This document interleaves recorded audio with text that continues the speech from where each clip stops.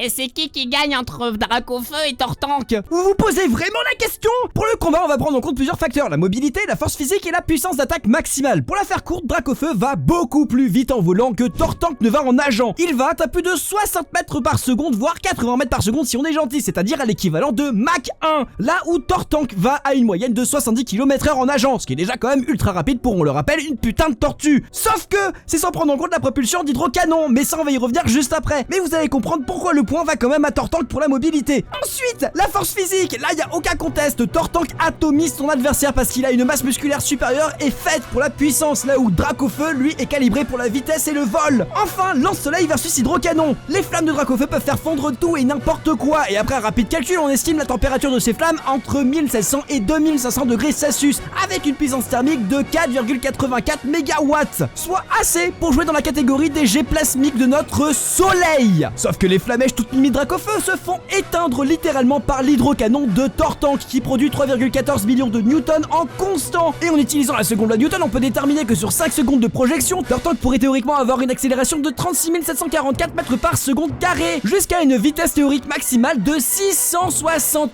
384 km/h. C'est un 3-0 pour Tortank qui gagne facilement. Donc maintenant t'as la réponse à